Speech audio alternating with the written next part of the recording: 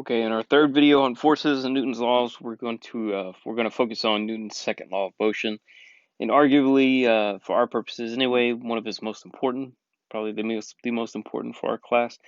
And Newton's second law of motion can basically be described with this formula, um, where acceleration is directly proportional to the force and inversely proportional to the mass.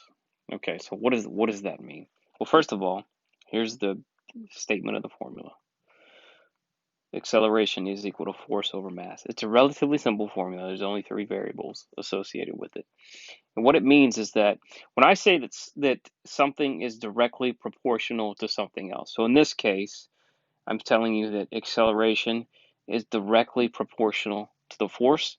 What that means is that as acceleration increases, so does the force and vice versa. Does that make sense? So if you increase the force exerted on an object, well, then that object's acceleration will increase. Okay?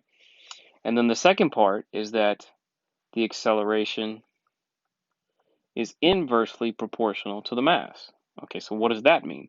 When something is inversely proportional to something else, as in this case, the acceleration of the mass, that means that as one goes up, the other one decreases. So directly proportional means that as one goes up, the other one goes up.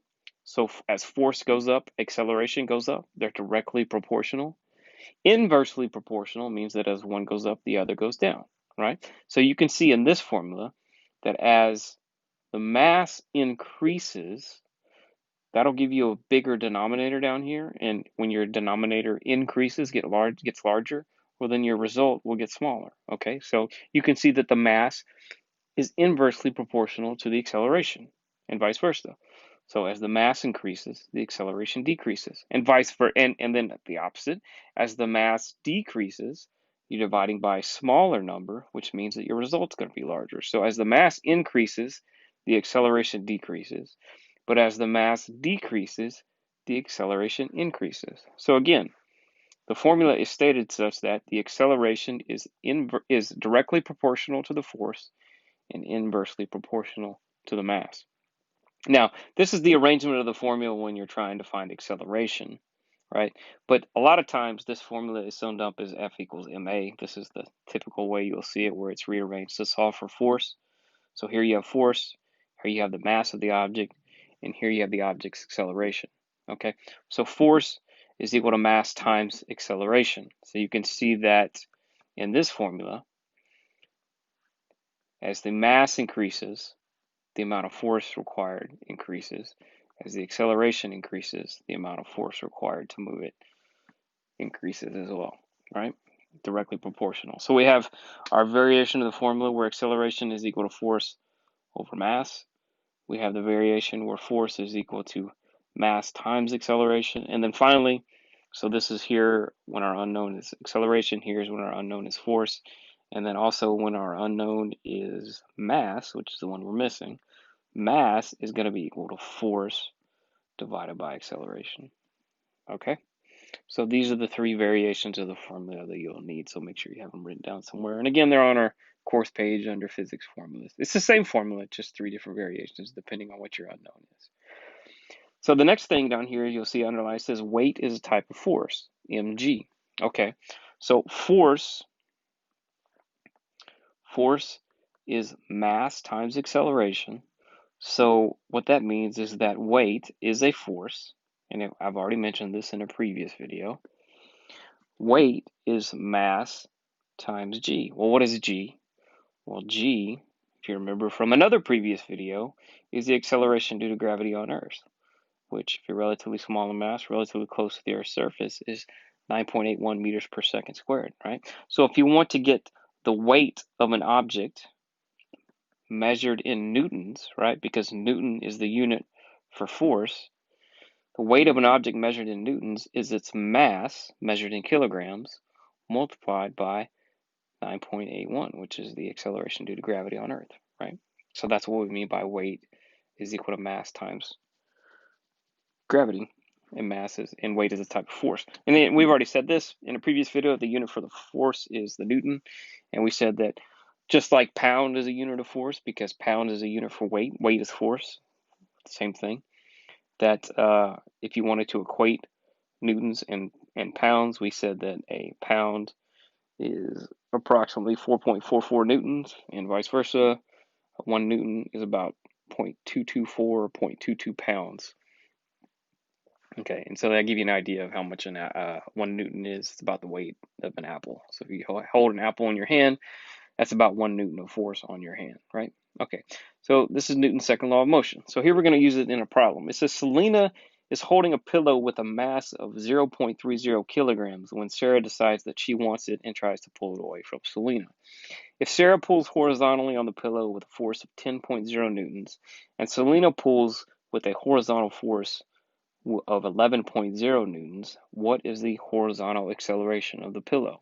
Okay, so first let's draw a little free body diagram because that'll help us figure out what's going on. And let's say that Sarah is pulling in this direction, and let's say that Selena is pulling in this direction. And Sarah pulls with 10 newtons of force. 10.0 newtons of force, and Selena pulls with 11.0 newtons of force. Okay, so this is the sort of situation we see right here. Now, if we go back to the problem, the unknown, it says, what is the horizontal acceleration of the pillow? So we want to find acceleration. And horizontal is important because this force is horizontal, this force is horizontal, and we want to know the acceleration in that horizontal dimension. Okay. So acceleration is our unknown. What do we know? Well, we know that it says the mass of the pillow is 0.30 kilograms. So mass is 0.30 kilograms. And just to remind you, kilogram is our standard unit for mass. So if the mass were given to you in grams, you would need to convert that into kilograms and so on and so forth. So the mass is 0.30 kilograms. What else do we know? Well, we know what the net force is, right? Because if we look at this free body diagram here, what that tells us is the net force is 1 newton towards Selena. Does that make sense? So what that tells us is our force here is 1.0 newtons, right? And now at this point, how do we figure out the answer to the question? Well, it's relatively straightforward, right? Because we're just using Newton's second law. This is not erasing very well, so I'm going to delete it. We're using Newton's second law. So our acceleration is our unknown. The mass of the pillow is 0.30 kilograms, and then the net force active on the pillow is 1.0 newtons of force towards Selena, right? And we're using Newton's second law. Newton's second law says that acceleration is directly proportional to the force and inversely proportional to the mass. And so then what we do is just plug everything in. Acceleration is 1.0 newtons of net force divided by a mass of 0.30 kilograms.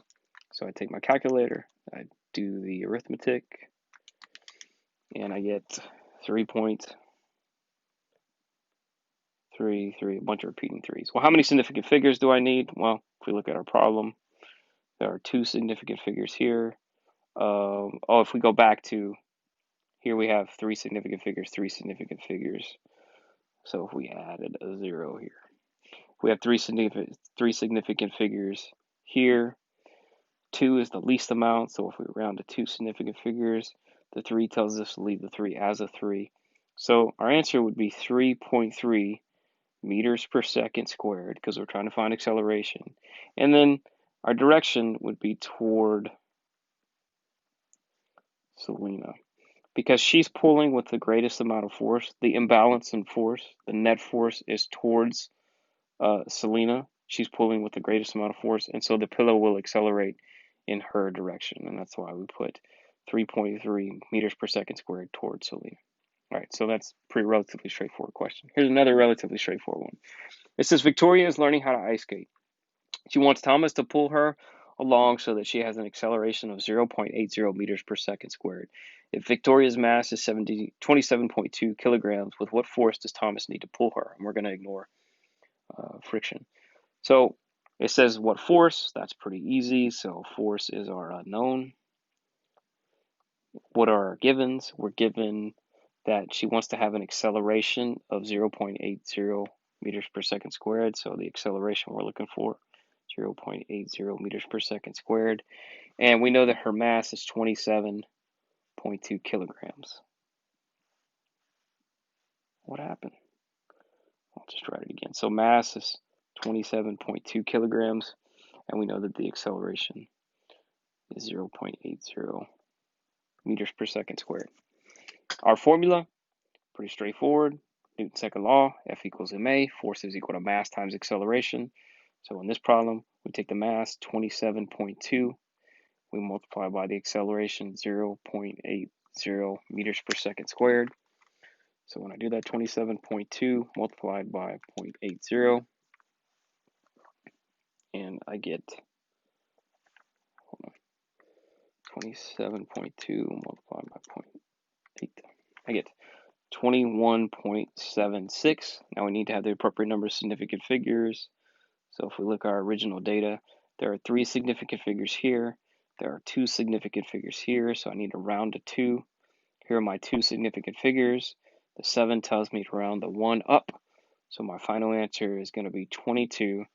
And we're looking for force, right? And the unit for force is newtons.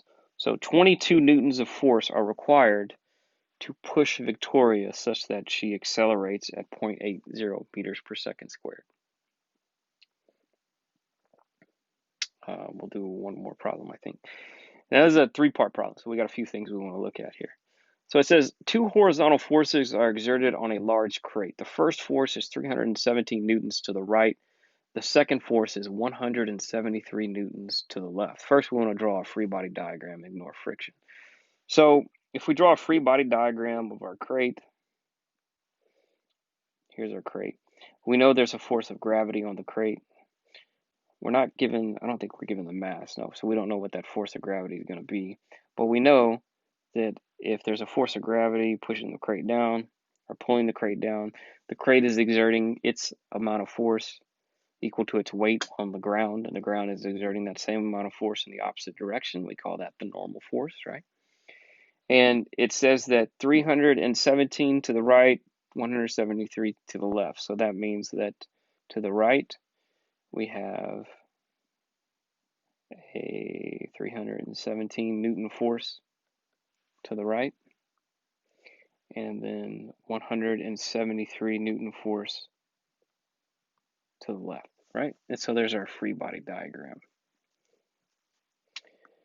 Next question, what is the net force acting on the crate? Well, if we go back to our drawing, we've got 317 to the right, 173 in the opposite direction. So if I take my larger number, 317, and I subtract from it 173, what I have left over, that is my net force, is going to be 144 newtons. What's the direction? Well, to the right in this case, right?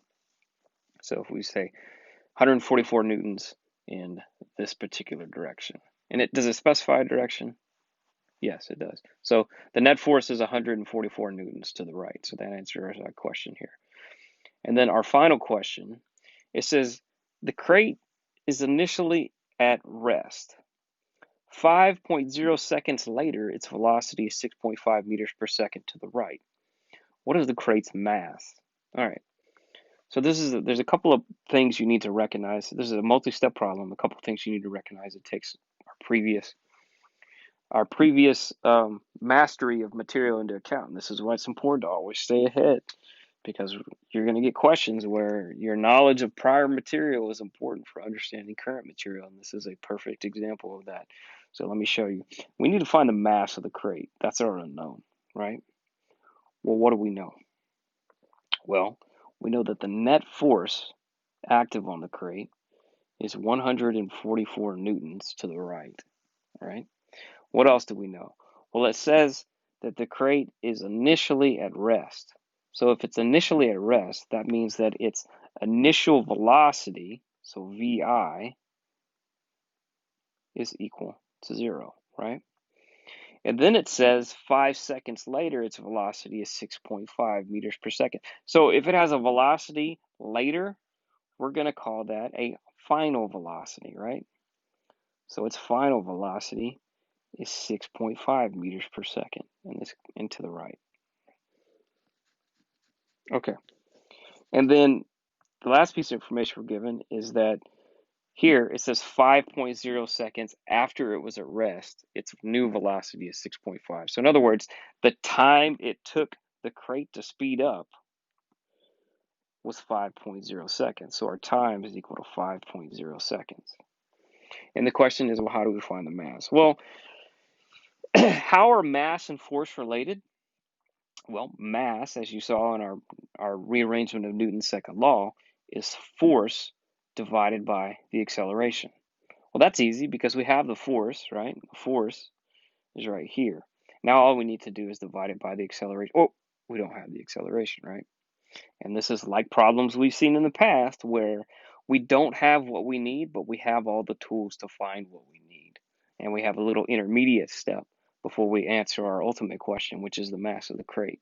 Our intermediate step is to figure out what the acceleration of the crate is. Now, again, we're not given that directly, but we're given all the tools we need to figure it out, which are the initial velocity, the final velocity, and the time. How do we use this to find the acceleration?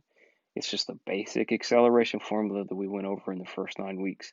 Acceleration is final velocity minus the initial velocity divided by the time. So don't let this stuff leave you. It's important, and that's why we always review it in our exams.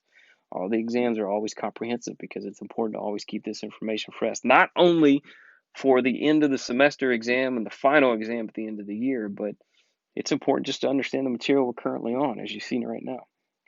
So if we plug everything in, our final velocity is 6.5 meters per second. Our initial velocity is 0, and the time it takes to make that change in velocity, in other words, the time it takes to make that acceleration, is 5.0 seconds. So 6.5 minus 0 is just going to be 6.5. So if we take 6.5 and we divide by 5.0, we get an acceleration of 1.3. So I already saw this. And our acceleration after that calculation is 1.3 meters per second squared. So now we can plug it into our formula. Mass is equal to force divided by acceleration. So in this particular problem, the force is 144 newtons, and we divide by an acceleration of 1.3 meters per second squared. So we take 144 newtons, we divide by 1.3 meters per second squared, and the answer we get is 110.76923, some change, right? How many significant figures do we need? Well, 0 is considered exactly 0, so there's an infinite number of significant figures. 144 has 3 significant figures. 6.5 has 2, 5.0 has 2. So the least amount is 2 significant figures. So we need 2 significant figures, right? These are my 2 significant figures right there. And so I need to determine if I'm going to round, and the 0 tells me I'm going to leave the 1 a 1. But this 0 right here is a placeholder. Remember, it's important, right? So I need to keep it because it tells me my answer is 110, not 11. That's important. So my answer, final answer, is going to be a 110 kilograms, right? Because we're trying to find mass, and the standard unit for mass is kilograms. So my answer is 110 kilograms. Okay. So this video has been about Newton's second law and the application of Newton's second law in the form of problems and calculations. So if you have any questions, come see us during office hours or something like that, or send us an email, and we can answer as best we can. I got one more video on forces, and it's going to be on Newton's third law and how to examine Newton's third law in the context of calculations as well.